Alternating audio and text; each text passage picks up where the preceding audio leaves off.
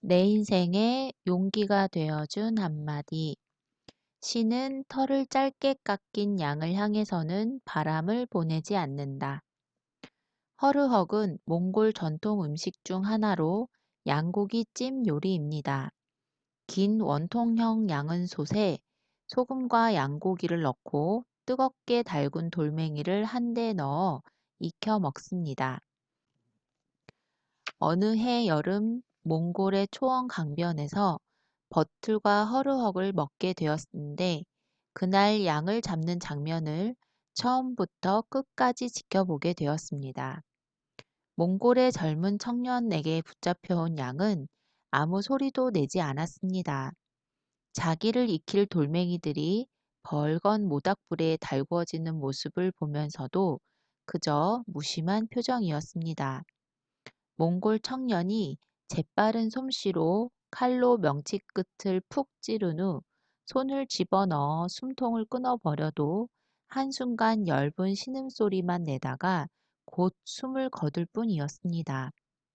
순하게 죽어가던 양의 모습이 지금도 잊히지 않습니다. 인간을 위해 자기 전부를 아낌없이 던진 한 순교자의 모습이라고 할까요? 가죽이 벗겨진 채 벌건 속살을 그대로 드러낸 양의 모습이 떠오르면 가끔 난 동물로 치면 뭘까? 무슨 동물로 사람의 먹이가 되어 죽어갈까? 하는 생각이 들기도 합니다. 아마 난 소일 거야. 띠가 소니까. 한때는 띠를 빙자해 소라고 생각한 적도 있습니다. 호승이니는 소띠인데다가 아침 일찍 낳기 때문에 아침 먹고 나서 하루 종일 일할 소빨자다. 어머니가 가끔 그런 말씀을 하셔서 그런지 지금까지 저는 소처럼 열심히 일을 해야만 살 수 있었습니다. 그런데 세월이 지나고 나이가 들자 그건 사회생활을 하는 저의 외면적 모습이고 저의 내면적 영혼의 모습은 소가 아니라 양이라는 생각이 들었습니다. 살아갈수록 저 자신이 너무나 연약한 존재라는 사실을 절감하기 때문입니다. 만일 제가 동물 중에서도 개나 늑대라면 인생이라는 포식자를 향해 거세게 짖으며 달려들었을 것입니다. 만일 양 중에서도 거대한 뿔이 달린 사냥이라면 그 뿔로 인생을 향해 격렬한 싸움이라도 한바탕 벌였을 것입니다. 그러나 저는 그런 강한 존재가 아니었습니다. 그저 인간이 필요로 하는 털과 가죽과 우유와 고기를 제공하기 위해 거친 비바람에 몸과 마음을 맡기는 연약한 한 마리 양이었습니다. 저는 양이라고 생각되는 저 자신이 그리 싫지 않았습니다. 처음엔 너무 연약하다 싶었지만 나중엔 은근히 좋아지기까지 했습니다. 그것은 어머니의 방에 늘 걸린 한 손에 지팡이를 들고 또 한 손엔 길 잃은 어린 양 한 마리를 가슴에 품은 예수의 초상을 보고 자라온 데 그 까닭이 있습니다.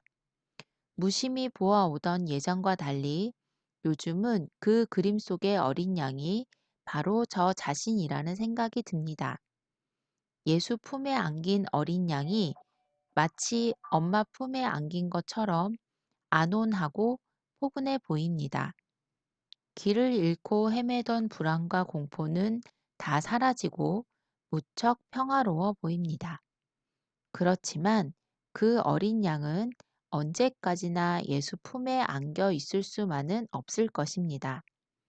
아무리 길 잃은 삶이 고통스러워도 예수 품을 떠나 스스로 무리 속에서 열심히 풀을 뜯는 삶을 살지 않으면 안 될 것입니다.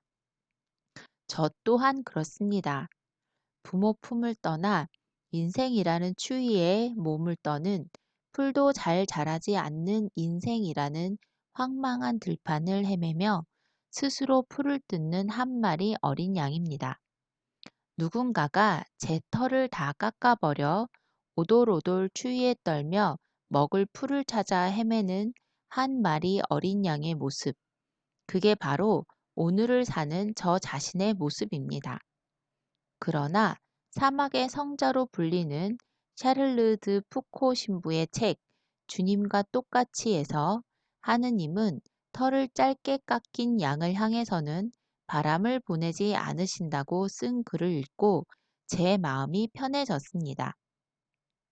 예수의 품을 떠났다고 해서 떠난 게 아니었습니다. 저의 삶 전체가 온전히 예수의 품 안에 있는 것이었습니다. 그동안 신과 인간의 관계에 대한 이해가 부족했기 때문에 제가 연약하고 고통스러웠던 것입니다. 아, 그렇지. 하나님의 사랑은 이런 거야. 저는 하느님의 사랑을 이해했다는 기쁨에 눈물이 핑 돌았습니다. 털을 짧게 깎인 양은 추위에 그대로 노출되는데 그런 양을 위해 하느님은 바람조차 보내지 않는다는 것입니다. 이 얼마나 섬세한 배려이자 사랑입니까? 털을 깎인다는 것은 존재의 손상이자 마음의 상처입니다. 사랑의 결핍이자 생존의 위기입니다. 그것을 아시고 하느님이 더 이상 추위에 떨지 않도록 배려해 주시니 이 얼마나 큰 기쁨입니까? 저는 이 말씀 한마디에 신의 사랑을 흠뻑 받은 느낌이었습니다.